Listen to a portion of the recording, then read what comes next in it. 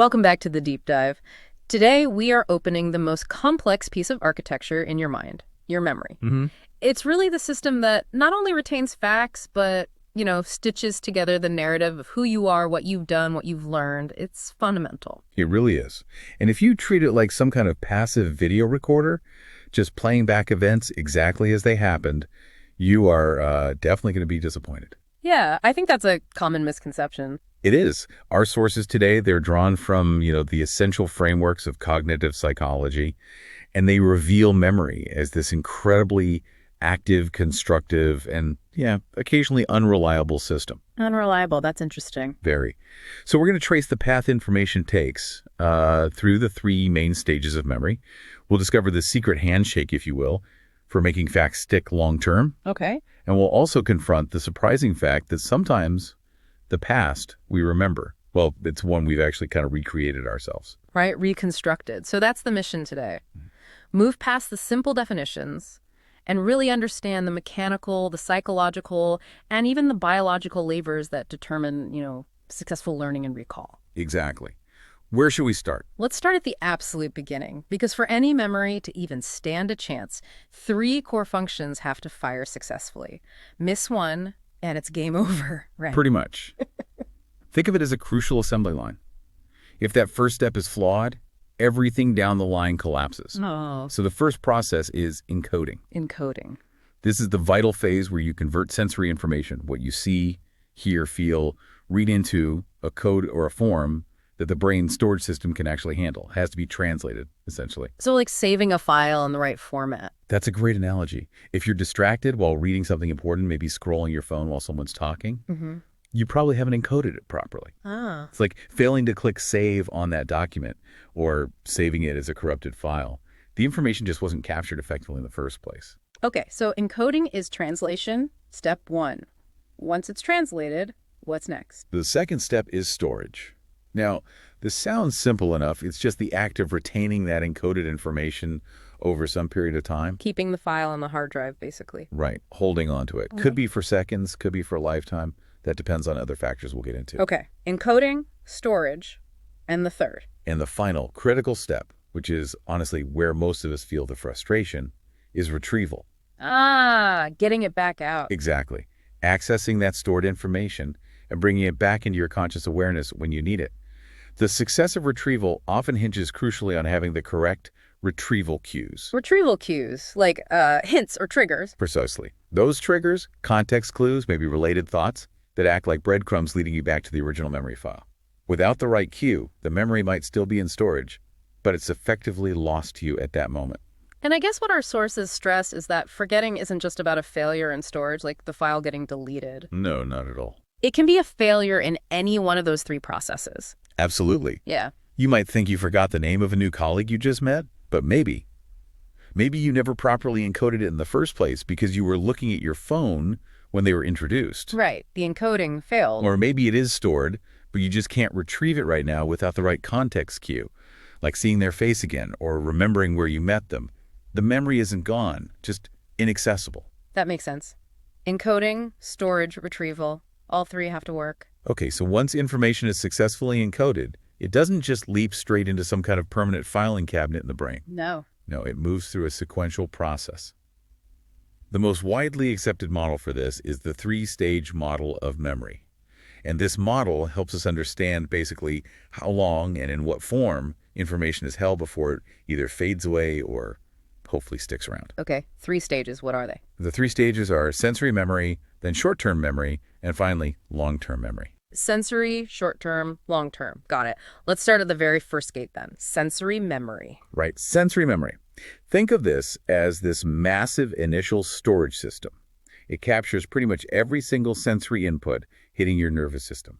Everything you see, hear, touch. Wow, everything. For a moment, yes. Huh. It holds these raw sensory representations, these instant snapshots, for an incredibly brief period. We call the holding place the sensory register. Its function isn't really long-term storage, it's more like a quick initial filter. So it's proof that you're actually taking in far more information from the world than you're ever consciously aware of at any given second. Exactly. It's a huge buffer. Now, for visual input, we call this specific type iconic memory. Iconic, like icons or images. Precisely. It's the sensory store for visual images, and it lasts for maybe a quarter of a second. Blink and you'll miss it, almost literally. A quarter of a second. That's incredibly short. What's the point? Well, it's what allows you to perceive the world as a continuous flow, rather than a series of jerky, disconnected snapshots. It smooths out visual input, like between eye blinks or saccades, preventing the world from looking like a broken film reel. Okay, that makes sense. So that's vision. What about hearing? Now here's an interesting difference. Auditory sensory memory, which we call echoic memory, lasts significantly longer than iconic memory. Echoic, like an echo. How much longer? This store for sounds can be held for up to a few seconds after the sound actually registers in your ears, maybe 3 or 4 seconds. 3 or 4 seconds versus a quarter of a second. Why such a big difference? Why do sounds need to stick around longer than visuals in this initial buffer? Well, the thinking is it's likely an evolutionary necessity, probably tied directly to processing language. Okay. Think about understanding a sentence someone says to you. You have to hold the beginning of the sentence in some kind of auditory buffer until the end of the sentence arrives, right? Yeah, otherwise you just hear words, not meaning. Exactly. If echoic memory faded as quickly as iconic memory, like in a fraction of a second, sustained speech would just be an unintelligible jumble of individual noises. You couldn't connect the cat sat to on the mat, right? That extra few seconds of echoic memory gives your brain just enough time it needs to process that incoming stream of sound and decide, is this meaningful speech? Is this important? If yes, then it gets selected for further processing. So sensory memory is this very brief, high-capacity holding bay, filtering out noise and passing on potentially important stuff. Iconic for vision, very short. Echoic for sound, a bit longer, crucial for language. You got it. That's the first stage. Hashtag B. Short-term memory, STM, working memory. Okay, so if we do pay attention to that sensory input, if our brain flags that sound or sight as important enough to pass on, where does it go next? It moves to the next stage, which is famously limited, short-term memory, or STM. Now, this term is often used pretty much interchangeably with a related concept, working memory. Okay, short-term or working memory, what happens here? This is where we actively manipulate and process new information that we just attended to. But crucially, the retention clock is ticking loudly here. How long do we get? Generally, we only get a maximum of about 30 seconds, maybe a bit less, before that information is usually lost, unless we actively do something to keep it there. 30 seconds max. That's still not very long if you're trying to learn something complex. Not at all. And it's not just the time limit. There's also a severe capacity limit. And this capacity limitation is arguably one of the most famous findings in all of psychology. Oh. Yes. Thanks to George Miller's research back in the 50s, he discovered this fundamental bottleneck in our processing capacity, what he called the magic number. The magic number. What is it? Miller found that people can typically retain only about 7 bits or chunks of information, plus or minus 2, in their short-term memory at any one time. 7 items, plus or minus 2. So somewhere between 5 and 9 things. That's the typical range, yes. Yeah. Wow. That feels ridiculously small, especially when you think about all the information we're bombarded with daily. Trying to remember a new phone number or a license plate or even a short grocery list. Exactly. It explains why trying to hold on to, say, a 9-digit security code you just heard, or a list of 10 ingredients someone rattled off, feels like mental juggling. If the amount of new information exceeds that 5 to 9 item limit, you have to either group it, write it down, or you simply risk data overflow. Something gets dropped. Okay, so this limitation is real, but you mentioned we can do things to work with it. What are the practical tools? Right. This brings us to the first highly practical tool for maximizing this tiny temporary workspace, chunking. Chunking, like breaking things into chunks. Precisely. It's the process of grouping individual pieces of data together into larger, meaningful, more easily recalled units or chunks. Can you give an example? Sure. Phone numbers are the classic one. A 10-digit number like 555-123-4567 is 10 separate items, right? That instantly overloads your STM capacity. Yeah, definitely more than 7 plus or minus 2. But if you chunk it into, say, 555 area code, 123 exchange, and 4567 line number, you've just reduced 10 meaningless digits into 3 meaningful chunks. Ah, I see. Now it's only 3 items to hold. Exactly. Or think about dates. If I give you the digits 17761,945, that's 8 separate items, too many. Right. But if you chunk them based on meaning into 1776 U.S. independence and 1945 and a WWII, suddenly you've just reduced 8 difficult items down to 2 easily managed, meaningful chunks. This allows you to effectively bypass that 7-item bottleneck. That's really useful. So chunking increases the amount of information we can hold by making the individual pieces bigger and more meaningful. Correct. It increases efficiency, not raw capacity. Right. Now, the second tool is less about maximizing the capacity size and more about extending the time limit, that 30-second window. Okay, how do we stretch the time? This is done through maintenance rehearsal. Maintenance rehearsal, what's that? This is simply the conscious, repetitive act of saying or thinking information over and over again to yourself, like continuously repeating a phone number silently in your head until you have a chance to dial it or write it down. Okay, just repeating it, like keeping a leaky bucket topped up. That's a good way to put it. It's essentially a temporary life support system for the information in STM. It keeps the information active in that short-term loop, preventing that rapid 30-second decay from kicking in. So it works for keeping something handy for a moment. Yes. But here's the crucial caveat, especially for anyone listening who wants to learn effectively. Our sources are very clear that while maintenance rehearsal is great for a temporary task, like holding on to that number just long enough to dial, It's not good for long-term learning. it's actually a terrible strategy for getting information into long-term memory because it fails to connect the new information to your existing knowledge in any meaningful way. It just keeps the surface-level sound or look of the information repeating without deeper processing. So just repeating a definition over and over won't really help you remember it for the test next week. It's very inefficient, yes. It might feel like you're studying, but the memory trace it creates is shallow and likely to fade quickly once you stop rehearsing. There are much better ways to make things stick. Okay, so if we really want information to survive past that dial tone, past the 30-second window, and actually stay with us for hours, days, years, or even decades, we need to get it into the next stage. That's the goal. Long-term memory, or LTM.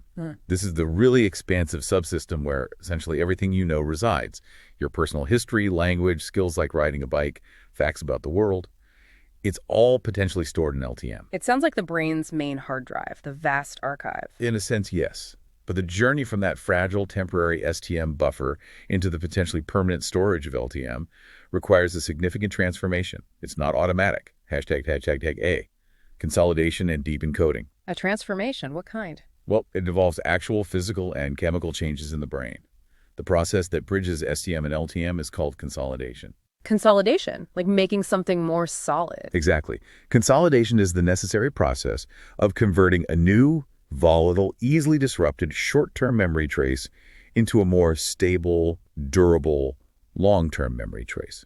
It's the solidification phase, making the memory resistant to interference and decay. And how does consolidation happen? Does it just happen over time? Time is a factor, yes.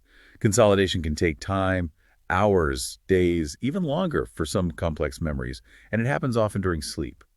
But it's not just passive waiting. What you do with the information while it's still fresh is critical. Ah, okay. So this brings us back to that crucial difference you mentioned between just repeating a fact, maintenance rehearsal, and truly learning it. Precisely. If maintenance rehearsal is just running on a treadmill, keeping the information in place temporarily, the true secret weapon for making memories actually consolidate and stick long-term is something called elaborative rehearsal. Elaborative rehearsal. That sounds more involved. It is, and that's the point.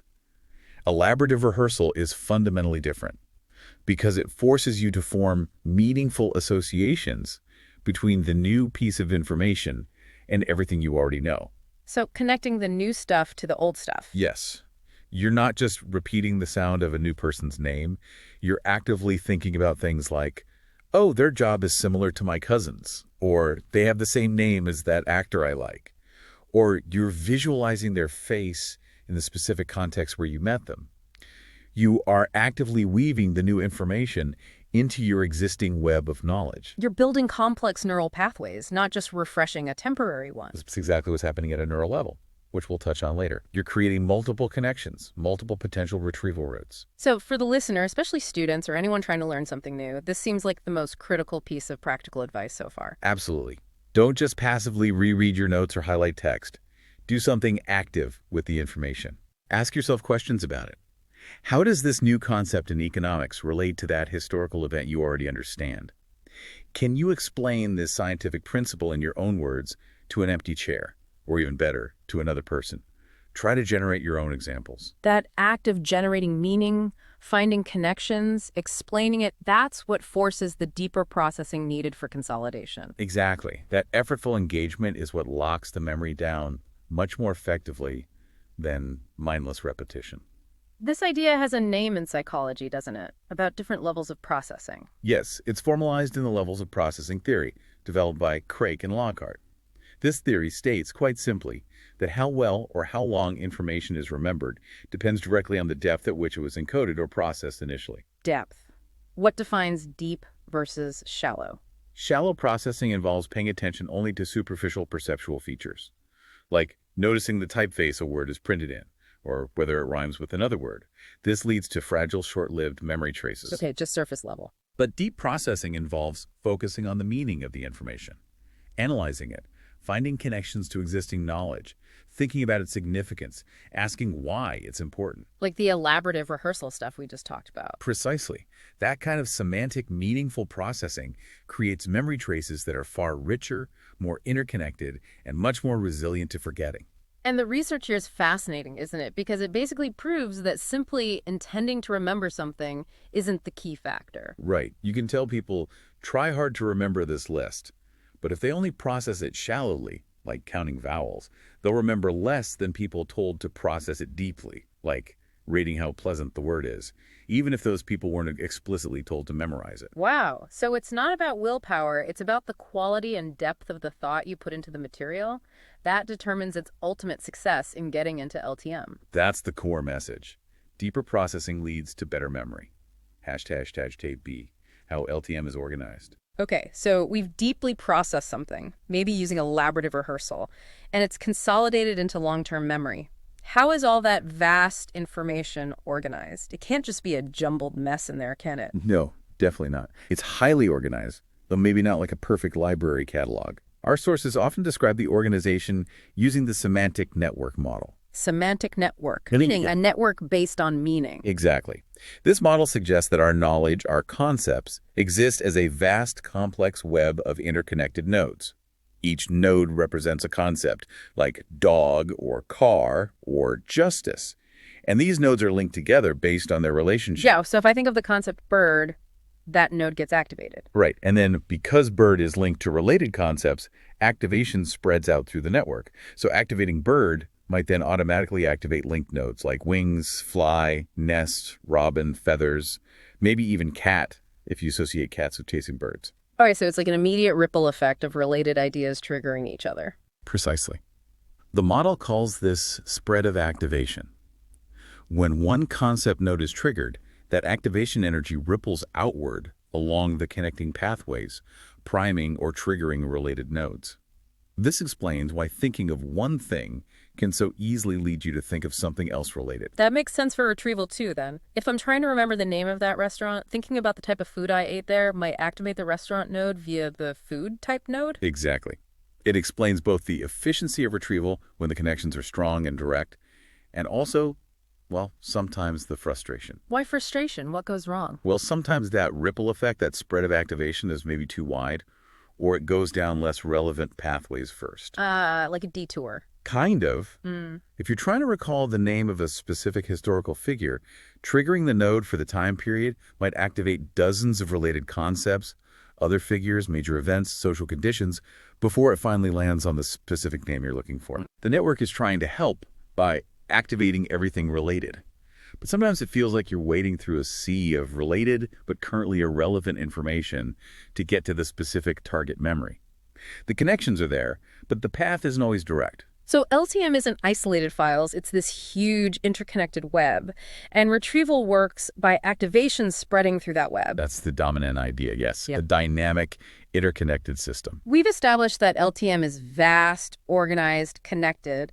But now we have to confront something really counterintuitive, maybe the single most surprising and consequential finding about human memory that our sources highlight. Which is? That it is not, contrary to what most people probably believe, a perfect, accurate recording or repository of the past. Ah, yes.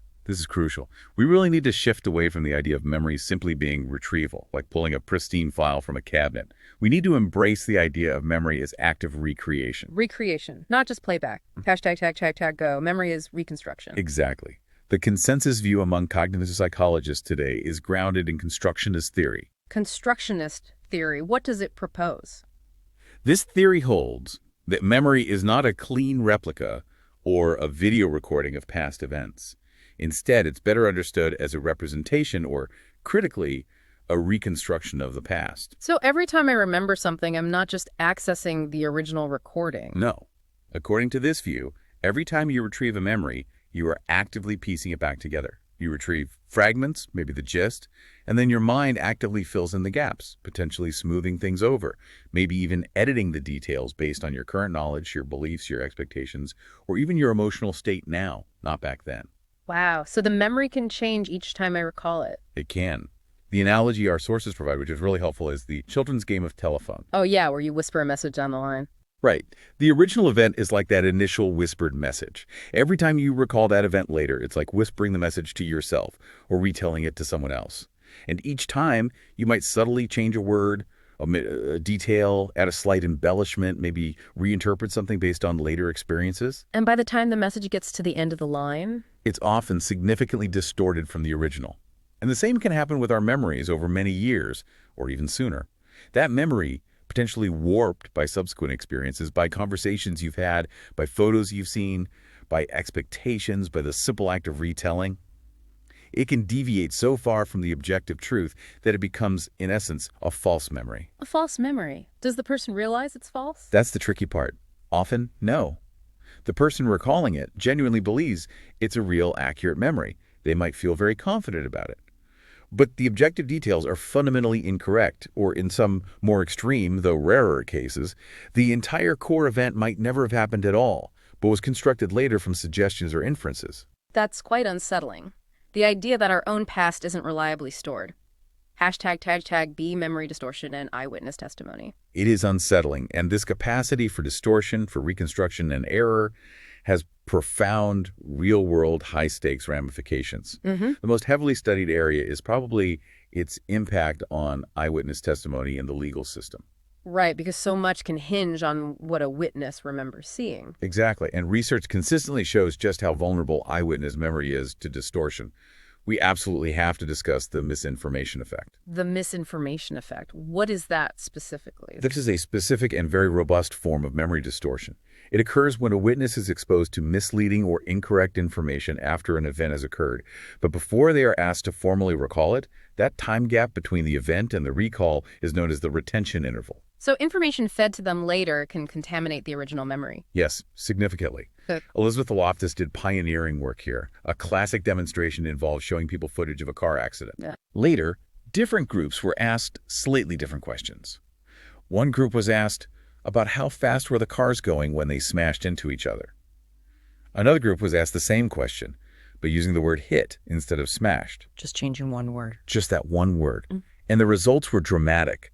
The group that heard the more violent verb, smashed, not only estimated the car's speeds as significantly higher, Wow. but they were also much more likely, a week later, to falsely remember seeing broken glass at the scene, even though there was no broken glass in the original video. So the suggestive word smashed didn't just influence their judgment of speed, it actually altered the constructed memory of the event itself, adding details that weren't there. Precisely. It demonstrates how easily external suggestion, even subtle wording, can corrupt the reconstruction process. This means the accuracy of a witness's testimony depends on so much more than just whether they were paying attention at the time. Absolutely. The sources detail a whole host of factors that influence accuracy. Things like the types of questions asked by police or lawyers during initial questioning, leading questions, are incredibly dangerous because they can implant misinformation. Okay. The witness's own general knowledge or biases about the subject can play a role. And perhaps counterintuitively, the witness's degree of confidence in their recall is often found to be a surprisingly poor predictor of their actual accuracy. So someone can be absolutely certain they remember something correctly but still be wrong. Very much so, especially if they've been exposed to misinformation or reinforcing feedback after the event. confidence can be easily inflated. Are there other factors? Yes, quite a few. Things like stress levels at the time of the event can impact encoding. How much time has passed is obviously important. And one specific factor highlighted in the source material is racial identification. Witnesses are often found to be less accurate when identifying individuals of a race different from their own. This is a well-documented phenomenon, sometimes called the cross-race effect or other race effect. Facial characteristics themselves can also play a role. Some faces are just inherently more memorable than others. It's a minefield, really. Yeah. So many subtle levers that demonstrate just how fragile and malleable that reconstructed memory can be, especially in high-stress situations like witnessing a crime. It truly is. And it underscores why the legal system has become increasingly cautious about relying solely on eyewitness accounts. #Chasey, the repressed memory controversy. Okay, this fragility also leads us to another really complex and often contentious area, the intense public and clinical debate surrounding so-called repressed memories. Yes. This is tricky territory. These are situations where someone, usually an adult, suddenly seems to recover memories of childhood abuse or significant trauma, memories that were supposedly unavailable to their consciousness for many years, maybe decades, and they often surface during intensive sessions like hypnosis or certain types of psychotherapy. Right. And this is an area where psychology, based on the research into memory construction, urges really great caution. Why caution? Do these memories happen? Well, our sources certainly acknowledge that some individuals may genuinely lack a clear, explicit narrative memory of specific traumatic events, particularly from early childhood. This could be due to various factors, including how trauma impacts memory encoding and consolidation processes at the time. Okay, so some forgetting or lack of clear memory can occur. Yes. However, the idea of complete repression, in the Freudian sense, where a traumatic memory is actively pushed down into the unconscious and then perfectly preserved, only to pop up intact years later. That specific mechanism is considered scientifically rare and not well supported by current memory science. What does the science suggest is more common with trauma? Actually, severe trauma often leads to the opposite problem. Yeah. Intrusive involuntary recall. Flashbacks, nightmares, hypermemory for certain sensory aspects of the event, rather than total amnesia or repression. So the core controversy around recovered memories, especially those emerging in therapy, is that because memory is inherently constructive and vulnerable to suggestion, the process of actively probing for forgotten childhood traumas, particularly using techniques that might be suggestive or leading, like hypnosis, guided imagery, or dream interpretation in some contexts, runs a serious risk. A risk of what? A risk of inadvertently inducing false memories. So the therapy itself could accidentally create the memory it's trying to uncover. That is the concern raised by many memory researchers, including Loftus and others. The brain, in trying to comply with the therapist's or hypnotist's suggestions or trying to make sense of current distress by finding a past cause, might construct a narrative, a memory, that fits the suggestions or expectations. And this constructed memory could feel incredibly real and emotionally charged to the person experiencing it. Absolutely. The emotional intensity and subjective feeling of certainty don't guarantee the memory's historical accuracy. The warning from the research is clear. While we shouldn't dismiss claims of abuse, the process of actively trying to retrieve potentially repressed memories in highly focused, suggestive therapeutic environments needs to be handled with extreme care, precisely because it might inadvertently create a memory that feels true but lacks a basis in actual historical fact. A really difficult ethical and clinical tightrope to walk. Very much so. Okay, so we know memory's fragile, it's reconstructive, it can be distorted or even falsely created. But what about more ordinary forgetting? Why does information that we're pretty sure was encoded properly, maybe even stored for a while, still become unavailable later on? Why can't I remember what I had for breakfast last Tuesday? Right. Forgetting is ubiquitous. Psychology offers 4 main theories, which aren't necessarily mutually exclusive, to explain why this happens. 4 theories. Let's break them down. What's the first one? Let's start with the most intuitive one, the one that feels most like common sense. The idea that memories simply, well, they wear out over time if you don't use them. This is decay theory, sometimes called trace theory. Decay or trace theory. So the memory trace just fades. That's the core idea. It posits that when we learn something, physical or chemical traces, sometimes called engrams, are laid down in the brain. But if these traces are not used or reactivated periodically, they gradually deteriorate, fade, and eventually disappear over time, much like an old photograph bleaching in the sun or writing eroding from a stone. It sounds plausible. Is there evidence for it? How could we even measure this fading trace if we can't directly see it? That's a fair question. Researchers, particularly Hermann Ebbinghaus back in the late 19th century, developed a clever indirect technique called the savings method, or sometimes the relearning method. The savings method, how does that work? Instead of just asking someone to recall information, which they might fail at completely, Ebbinghaus tested retention by comparing how many trials or how much time it took a person to learn some material, like lists of nonsense syllables, initially, versus how many trials or how much time it took them to relearn the exact same material later after some time had passed. Okay, so what does that comparison show? If it takes you less time or fewer trials to relearn the material the second time, even if you felt like you'd completely forgotten it, that difference represents a savings. Ah, so the savings proves that some trace, some residual memory must have remained, even if it wasn't strong enough for conscious recall just moments before. It made relearning faster. Exactly. It shows that forgetting isn't always all or nothing. Decay might weaken the trace but not erase it completely, leaving something that facilitates relearning. And this decay theory also gives us one of the most practical study tips, right, about cramming versus spacing. Absolutely. The mass versus space practice effect fits very nicely with decay theory, because decay is constantly working against memory retention. You need to fight back by refreshing the trace. Precisely. And research overwhelmingly shows that retention is demonstrably and significantly greater when you engage in space practice, like studying in shorter, repeated intervals spread out over days or weeks, compared to massed practice, which is basically cramming all your study time into one long session right before the test. So spacing out your learning helps counteract that natural decay process by repeatedly strengthening the memory trace before it fades too much. That's the idea.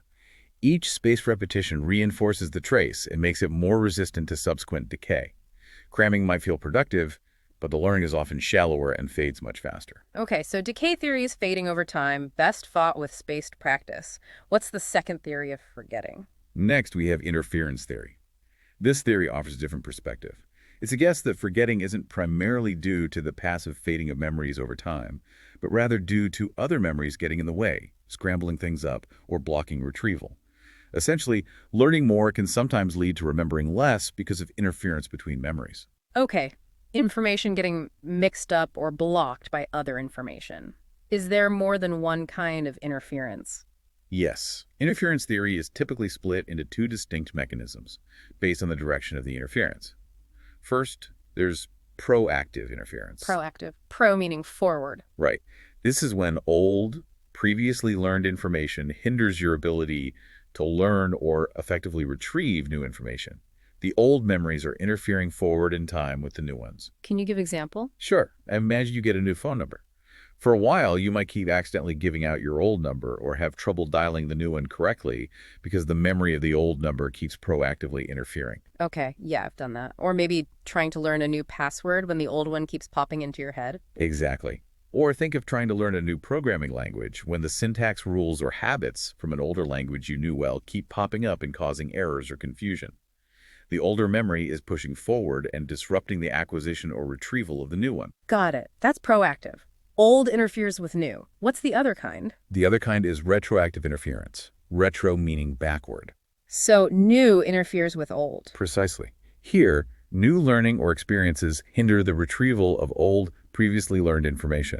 The newer memories interfere backward in time with the older ones. Example. Let's say you move jobs and spend 6 months intensively learning and mastering a completely new internal filing system, new procedures, new software. Then, if someone asks you to recall the specific procedures or where things were filed at your old job, You might draw a blank or get confused with the new system. exactly. The details of the old system might be blocked, distorted, or overwritten because the newer, more recent, and frequently used learning about the new system has retroactively interfered with your ability to access the older, less recently rehearsed memories. So interference can work both ways. Old blocking new proactive or a new blocking old retroactive. Yeah. This sounds like it could explain a lot of everyday forgetting, especially when learning similar things. It's considered a very powerful factor, yes. The more similar the old and new information are generally, the greater the potential for interference. Okay, theory number 3. Theory number 3 is retrieval theory, sometimes called cue-dependent forgetting. This one is arguably the most optimistic theory about forgetting, Optimistic. Why? because it argues that in many cases, The memory trace isn't actually decayed or interfered with or gone at all. It's fully intact and stored perfectly well in LTM. The problem they're forgetting is simply a failure to access that stored memory at the right time. So the information is there, but we just can't find the key to unlock the storage room. That's the perfect analogy. We lack the appropriate retrieval cue needed to locate and bring the memory into conscious awareness. The memory itself exists, but it's temporarily inaccessible. Is there evidence for this, like a common experience? Absolutely. The classic universal manifestation of retrieval failure is the tip of the tongue DOT phenomenon. Oh, I hate that feeling. We all do. That frustrating moment when you are absolutely certain you know a word or a name or a fact. You might even feel like it's right there, hovering just out of reach. You might know its first letter or the number of syllables, maybe even words that sound like it, but you just cannot bring the actual target information fully into conscious awareness. Yeah, it feels like a mental block. That very experience is powerful evidence for retrieval theory. It proves the memory is stored somewhere in the system. Otherwise, you wouldn't have that feeling of knowing or access to partial information like the first letter. The issue isn't storage. It's a temporary breakdown in the retrieval process, usually due to lacking the right cue to activate the full memory trace. That's actually kind of comforting, to know the memory probably isn't gone forever, just hiding. It is. And it makes sense then why sometimes changing your context or getting an external hint can suddenly make the memory pop back into your head. Right. Like if you forgot why you walked into a room, going back to the room where you first had the thought can often trigger the memory again. The context acts as a retrieval cue. Exactly. That's called context-dependent memory. And it's a great example of how providing the right retrieval cue, in this case the original environment, can overcome forgetting caused by retrieval failure. State-dependent memory, where your internal state, like mood, needs to match during learning and recall, is similar. Okay, decay, interference, retrieval failure. What's the fourth theory? Finally, we address motivated forgetting. This theory takes different tack, suggesting that sometimes we forget things because, on some level, we want to forget them. This idea is primarily associated with Sigmund Freud's psychoanalytic concept of repression. Repression. We touched on this briefly with the controversy. What's the core idea here in terms of forgetting? Freud believed that repression is a psychological defense mechanism. Its purpose is to protect the individual from anxiety or distress by actively, though unconsciously, pushing threatening or unacceptable thoughts, memories, desires, or impulses out of conscious awareness and keeping them hidden in the unconscious mind. So forgetting things like traumatic experiences or embarrassing moments or impulses we feel guilty about might be due to this active, motivated pushing away process. That's the Freudian hypothesis, yes. The forgetting serves a protective, anxiety-reducing function. Now, it's really important to clarify something here, based on what you said earlier and the source material. This Freudian concept of repression, it does not account for ordinary, everyday forgetting, right? Absolutely not. This is a critical distinction. The sources make it very clear that repression, as Freud conceived it, is reserved specifically for intensely painful, anxiety-provoking, or psychologically threatening material. So it doesn't explain why I forgot where I put my keys this morning or the name of that movie I saw last month. No. Those instances are much more likely explained by decay, interference, encoding failure, or simple retrieval failure due to lack of cues. Repression is proposed as an active, unconscious, psychological hiding mechanism for emotionally charged content, not the passive fading or retrieval difficulties that account for the vast majority of our everyday forgetting, like forgetting textbook material or appointment times. Got it. 4 main theories: decay, fading trace, interference, other memories blocking, retrieval failure, can't find the cue, and motivated forgetting repression, unconsciously hiding painful stuff. #pay measuring memories.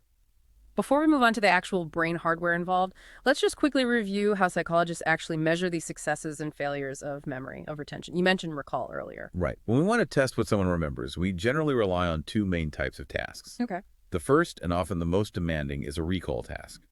This requires you to actively retrieve previously learned information from memory without much help in terms of cues. Like an essay question on a test. Exactly. Describe the causes of World War I, or simply being asked to list all the U.S. presidents you can remember, or recalling the items from a grocery list you studied earlier. You have to generate the answers yourself. Free recall is a type where you can recall items in any order. Serial recall requires remembering them in the original order. Cued recall gives you a small hint, like recall the word from the list that was a type of fruit. But generally, recall involves self-generation. Okay, that sounds harder. What's the second type? The second main type is the recognition task. This is generally much easier because the information you need to remember is actually presented to you. Your job is simply to recognize whether you've encountered it before or to identify the correct information from a set of options. Ah, like a multiple choice test question. Precisely. The correct answer is right there on the page. Along with several incorrect distractors, you just have to recognize which one is the one you learned. Or identifying a suspect from a police lineup. Or simply being asked, have you seen this word before in the list you studied? Why is recognition usually easier than recall? Because the presence of the correct answer itself acts as a very powerful retrieval cue. Seeing the right option can trigger the memory trace, even if you couldn't have generated the answer from scratch through recall. It lowers the retrieval threshold significantly. Makes sense. Recall requires active searching and generation. Recognition just requires judging familiarity or correctness when presented with the item. That's the key difference. Okay, we've covered the psychological models encoding, stages, LTM organization, forgetting theories. Now let's dive into the actual brain. Let's leave the psychological software, if you like, and look at the physical hardware. If memory is a filing system, what happens when the hardware gets corrupted? What's the brain's equivalent of a damaged file or a failing hard drive? Right, we need to talk about the neurobiology. The most general term for significant memory breakdown due to brain issues is amnesia. Amnesia. We hear that term a lot. Oh, we do. And it's not just one thing. We typically categorize amnesia based on which temporal direction the memory loss extends relative to the time of the injury or onset of the condition. Okay, so looking backward or forward in time. Exactly. First, there's retrograde amnesia, retro meaning backward. This is the loss of memory for events, information, or experiences that occurred prior to the brain injury, stroke, or disease onset. So, forgetting the past. Forgetting some portion of the past, yes. A classic cause is a severe concussion or a blow to the head. This can disrupt the critical ongoing process of memory consolidation that we talked about earlier. Ah, so the injury interferes with the solidification of recent memories. Precisely. The blow literally scrambles the neural processes that were in the act of transforming those still fragile, recent short-term memories into durable long-term ones. The result is often a gap in memory stretching back minutes, hours, sometimes days, or even longer, right before the injury. Older, already consolidated memories are usually less affected. Okay, that's retrograde loss of past memories. What's the other direction? The other direction leads to perhaps an even more profoundly debilitating condition, anterograde amnesia. Antero meaning forward. So, difficulty with future memories. Difficulty forming new long-term memories after the point of injury or disease onset. This is the loss or severe impairment of the ability to form or store new declarative memories, new facts, new events, new experiences. So someone with anterograde amnesia might vividly recall their childhood and everything up until the injury. Yes, their existing LTM might be largely intact. But the present just refuses to stick. They can't learn new names, remember what they did 5 minutes ago, or form memories of new experiences. That's the devastating reality for severe cases, like the famous patient HM whose hippocampus was surgically removed. They can often hold information in short-term working memory for a few seconds, maybe engage in conversation, but as soon as their attention shifts, the information is gone, unable to be consolidated into LTM. They are, in a sense, perpetually stuck in the last moment they were able to successfully consolidate a new long-term memory. What causes anterograde amnesia? It typically results from damage to specific brain regions critical for memory consolidation, most notably the hippocampus and related structures in the medial temporal lobe. This damage can come from trauma, stroke, illness like encephalitis, severe oxygen deprivation, or even chronic alcoholism leading to Korsakoff syndrome. Even temporary anterograde amnesia can be caused by certain drugs or high levels of alcohol intoxication, the classic blackout. Wow. Retrograde is losing the past. Anterograde is losing the ability to form a new future in memory. Both sound terrifying. They represent profound disruptions to the self and continuity of experience. #B, where memories reside. So where exactly in the brain do memories live? You mentioned the hippocampus for forming new ones, but where are the old ones stored? Is there one specific memory spot? The search for the memory spot. That was the quest of early neuroscientists like Carl Ashley. He spent decades trying to pinpoint the exact physical location of a memory trace in the brain, which he termed the enneagram. The enneagram, like a physical etching of the memory. That was the idea. He systematically trained rats to run mazes and then made lesion surgical cuts in various parts of their cerebral cortex, trying to find the one spot where damaging it would erase the maze memory. And what did he find after all that searching? Did he find the enneagram spot? Well, somewhat frustratingly for him, perhaps, no, he didn't find a single spot. What he found was that the amount of cortex he removed seemed to matter more than the specific location, at least for complex tasks like maze learning. No matter where he cut, some memory usually remained, unless he removed very large areas. So what did he conclude? He concluded, based on his principle of mass action and equipotentiality, that complex memories weren't localized to one tiny spot, but were likely distributed across relatively wide areas of the cortex. And does the modern view agree with Lashley? Are memories spread out? Yes. The modern view largely confirms and refines this idea of distributed storage. While specific areas are crucial for certain types of memory or processing stages, scientists today believe that the long-term storage of a complex memory, like your memory of your grandmother, isn't held in a single neuron or location.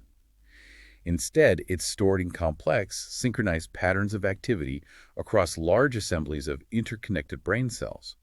These are often called neuronal networks or cell assemblies. So a memory is more like a specific pattern of connections firing together across a network, rather than a single file in a single folder. That's a much better analogy, yes. The memory resides in the strengthened connections between the neurons in that network. Now, within this distributed system, you mentioned the hippocampus is critical. What's its specific role again? Right. Think of the hippocampus, this small seahorse-shaped structure tucked into the medial temporal lobe, as being absolutely crucial for the initial consolidation of certain types of long-term memories. It acts like a temporary registrar or indexer. Which types of memory specifically? It's primarily responsible for laying down new declarative memories. These are memories that you can consciously recall and declare or verbalize. Like facts and events. Exactly. Declarative memory includes both episodic memory, your personal memories for specific events and experiences, like your last birthday party, and semantic memory, your stored knowledge of facts, concepts, vocabulary, and general information about the world, like knowing that Paris is the capital of France. So the hippocampus is needed to get those new facts and experiences properly logged into the long-term storage system, which is likely distributed across the cortex. That's a good way to summarize its key role in consolidation, yes. Once consolidated, the long-term storage might become less dependent on the hippocampus itself, residing more in the cortical networks. But without the hippocampus functioning properly during learning and shortly after, those new declarative memories simply cannot make the leap from fragile short-term status into durable long-term storage. Procedural memories, like skills learned through practice, riding a bike, playing piano, seem to rely on different brain structures, like the cerebellum and basal ganglia, and are often spared in hippocampal damage. Fascinating division of labor in the brain. #Tech2C, strengthening the hardware. So if memories live in these distributed networks, and forming a memory means strengthening the connections within that network, how does the act of learning actually physically change those connections? Now we get to the cellular level. It really comes back to that famous maxim, often heard in neuroscience, usually attributed to Donald Hebb. Neurons that fire together wire together. Who fire together, wire together. What does that mean in practice? It means that the key to forming a lasting memory trace at the neural level lies in strengthening the efficiency of communication across the synapses, the tiny junctions between the neurons that are involved in processing that piece of information or experience. When neurons in a network are activated simultaneously or in close succession, the connections between them become physically stronger and more sensitive. So learning actually rewires the brain. Yes, quite literally. This process of strengthening synaptic connections due to correlated activity is known as long-term potentiation, or LTP. Long-term potentiation, LTP. That sounds important. It's considered one of the major cellular mechanisms underlying learning and memory consolidation, particularly in the hippocampus. LTP is defined as a long-lasting increase in the strength or efficiency of synaptic transmission between two neurons that results from stimulating them synchronously. So when two neurons talk to each other repeatedly as part of learning something, that communication pathway becomes physically altered, making it easier for them to talk to each other in the future. The synapse becomes potentiated or strengthened. The receiving neuron becomes more responsive to signals from the sending neuron. this sounds like the physical basis of learning we're looking for. It's widely believed to be a crucial physical correlate, yes. If you spend time doing that deep, elaborative rehearsal we talked about, forming meaningful associations between concepts, You're literally triggering LTP. you are likely triggering LTP in the neural circuits representing those concepts and their links. You are ensuring the synaptic connections between the neurons, representing those related concepts, become more robust, more efficient, and more durable. It's tangible proof that your mental effort during learning physically reshapes your brain's wiring to store that information more effectively. That's incredible. Thinking deeply actually builds stronger connections. Hashtag tagged hashtag D, the genetic frontier. And here's where memory research gets really exciting, pushing down to the molecular level, to the very foundation of how these changes happen and last. Okay, beyond the synapse. Right down to the molecules involved. Our sources reveal something critical, that the transformation of a transient short-term memory, which might rely more on temporary electrical or chemical changes at the synapse, into a stable long-term memory, which requires lasting structural change, actually depends on the production of specific proteins. Proteins, like building blocks. Exactly. New proteins need to be synthesized in the neurons involved. And the blueprint for making these specific proteins is carried by specific genes within the neuron's DNA. So wait, forming a long-term memory actually requires genes to be activated. That's the current understanding, yes. For consolidation, especially for memories meant to last hours, days, or longer, certain genes within the involved neurons need to be turned on or expressed. These activated genes then provide the instructions for the cell's machinery to build the specific proteins needed. And what do these proteins do? These newly synthesized proteins are then transported to the synapses, where they play crucial roles in physically remodeling and strengthening those connections, contributing to the structural changes that underpin LTP and make the memory trace stable and long-lasting. They might build new synaptic connections, strengthen existing ones, or alter the receptors on the receiving neuron. So genes provide the blueprints, the proteins are the construction workers and materials, and they physically build a stronger, lasting connection at the synapse, effectively etching the memory into the brain's hardware. That's a fantastic summary of the molecular cascade involved in LTM consolidation. Genes activate, proteins are synthesized, and those proteins physically change the structure and function of the synapse, allowing for a long-lasting potentiation and thus a stable memory. Understanding this molecular basis must have huge implications for the future, right? Immense implications. Learning more about the specific genes and proteins involved in memory formation and consolidation opens up entirely new avenues for potential treatment. For memory disorders. Exactly. For instance, if we can understand precisely which proteins are deficient or which genes are malfunctioning in conditions like Alzheimer's disease or other dementias that involve memory loss, Maybe we could develop drugs to boost the production of those proteins or target the problematic genes. that's the hope. Developing drugs that can intervene in this molecular process, perhaps enhancing LTP, promoting protein synthesis needed for consolidation, or protecting synapses from degeneration might eventually lead to much better treatments, or perhaps even ways to prevent or cure these devastating conditions. It's a major frontier in neuroscience research. From psychological models to the very genes inside our neurons, memory is complex at every level. It truly spans the spectrum, from conscious experience down to molecular biology. #outro. What an incredible journey through the architecture of our own minds. We've seen today that memory is absolutely not some passive recording device. No, far from it. It's this incredibly dynamic, active, constructive system. It's governed by these sequential stages: sensory, short-term, long-term. Its success hinges critically on things like the depth of initial processing. Right, that elaborative rehearsal is key, not just mindless repetition. Making those meaningful connections. Exactly. And we learned that retrieval isn't guaranteed. It depends heavily on having the right cues, and that memory itself is fragile, prone to reconstruction, distortion, and interference from other learning. Yeah, that forgetting is often less about passive fading, like decay theory suggested, and more about interference, or quite often just a temporary failure to find the right access key, that retrieval failure idea. And then we closed by grounding it all in the brain's biology, realizing that even that deep, meaningful connection we make through elaborative rehearsal ultimately relies on the physical transformation of synaptic hardware and long-term potentiation. And that LTP itself, the very basis of durable memory, is driven by the timely production of specific proteins, manufactured according to blueprints laid down in your own specific genes. Wow. Which brings us, I think, to a really fascinating final provocative thought for you, our listener, to consider. Okay.